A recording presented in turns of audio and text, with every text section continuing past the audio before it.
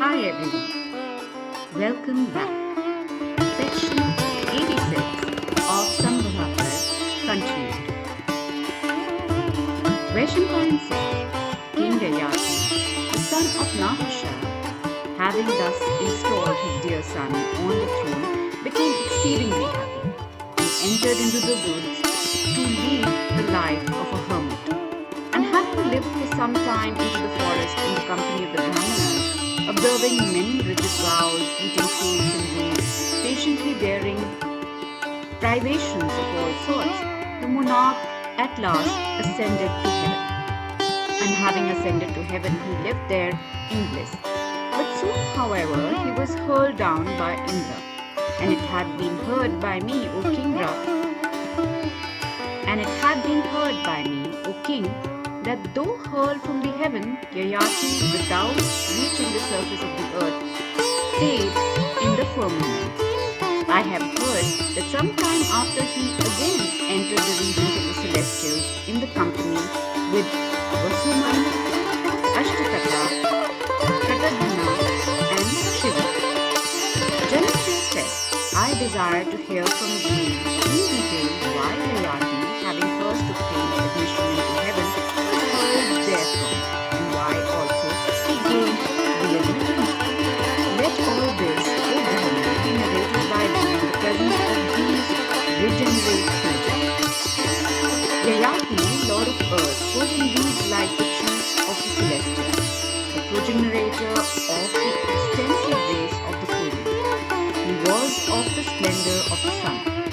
I desire to hear in full the story of his life, both in heaven and on earth, as he was illustrious and of worldwide celebrity and of wonderful achievements. Vaishampayan said, Indeed, I shall recite to thee the excellent story of Yayati's adventures on earth and in heaven. That story is sacred and destroyeth the sins of those that hear it. King Yayati, the son of Nahusha, having installed his youngest son Puru on the throne after casting his sons Vidyadu for the eldest amongst the Malechas, entered the forest to lead the life of a hermit. And the king, eating fruits and roots, lived for some time in the forest. Having his mind and passions under complete control, the king gratified by sacrifices the Pitris and the gods. And he poured libations of clarified butter upon the fire according to the rites prescribed by those leading the Vanaprastha mode of life. And the illustrious one entertained guests and strangers with the fruits of the forest and clarified butter, while he himself supported life by gleaning scattered corn seeds. And the king led this sort of life for a full 1,000 years. And observing the vow of silence and with mind under complete control, he passed one full year, living upon air alone and without sleep. And he passed another year practicing the severest austerities in the midst of four fires around the sun overhead.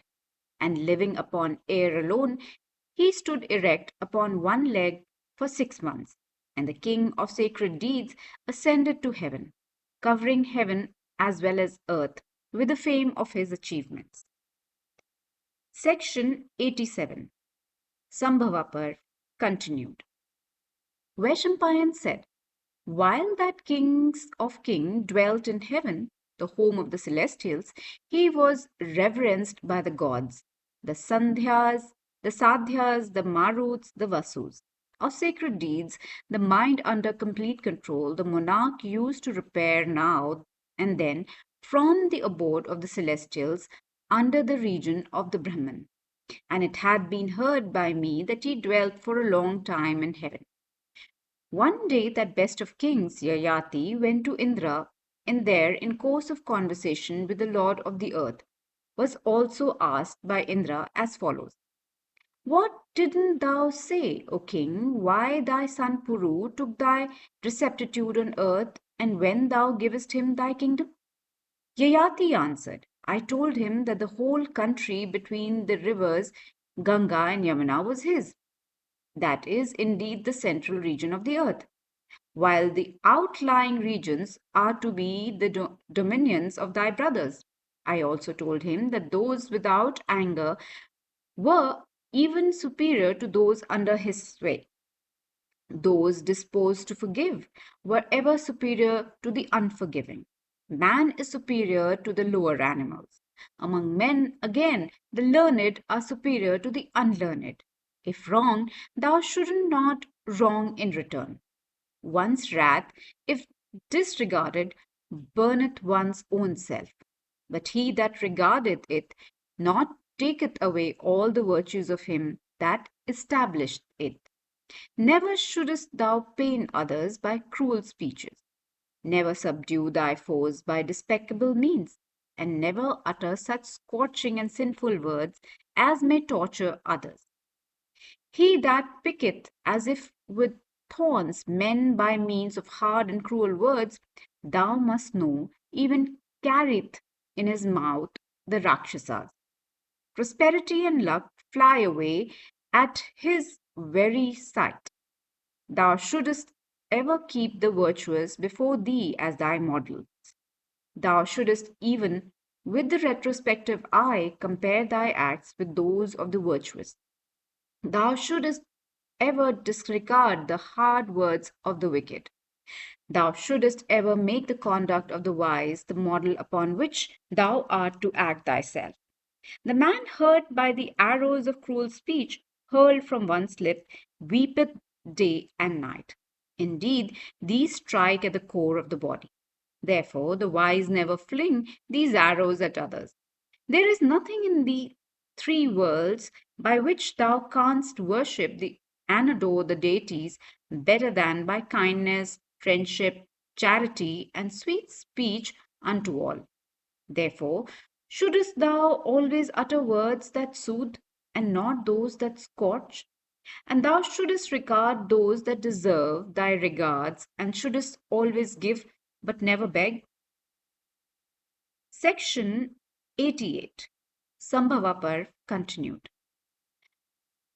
Vaishampayan said, all to this Indra again, said Yayati, thou didst retire into the woods, O king, after accomplishing all thy duties.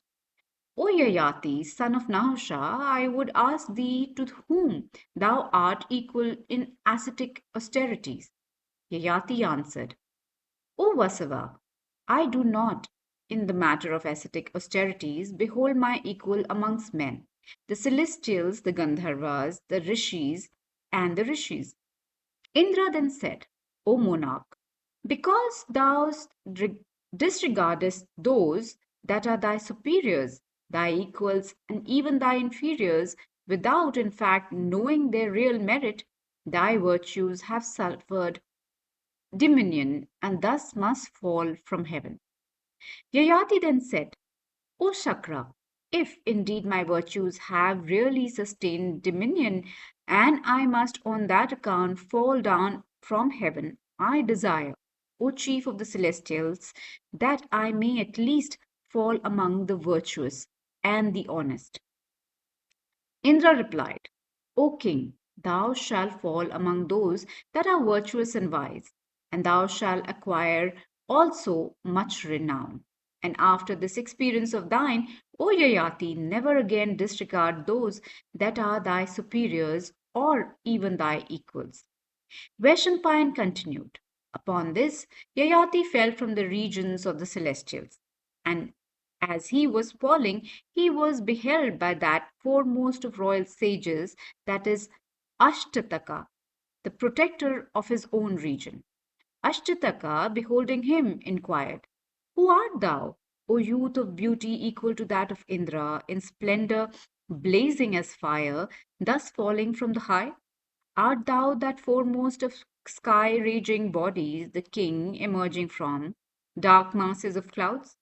Beholding thee falling from the solar courses, possessed of immeasurable energy and splendor of fire or the sun, every one is curious as to what is that is so falling and that is besides deprived of consciousness. Beholding thee in the path of celestials, possessed of energy like that of Sakra or Surya or Vishnu, we have approached thee to ascertain the truth. If thou hast first asked us who we were, we would never have been guilty of the incivility of asking thee first. We now ask thee who thou art and why thou approachest hither. Let thy fears be dispelled. Let thy woes and afflictions cease. Thou art now in the presence of the virtuous and the wise. Even Shakra himself, the slayer of Vala, cannot here do thee any injury. O thou of prowess of the chiefs of the celestials, the wise and the virtuous are support of the Bhithin in grief. Here there are none but the wise and virtuous like thee assembled together. Therefore stay thou here in peace. Fire alone hath power to give heat. The earth alone had power to infuse life into the seed. The sun alone had power to illuminate everything. So the guest alone had power to command the virtuous and the wise.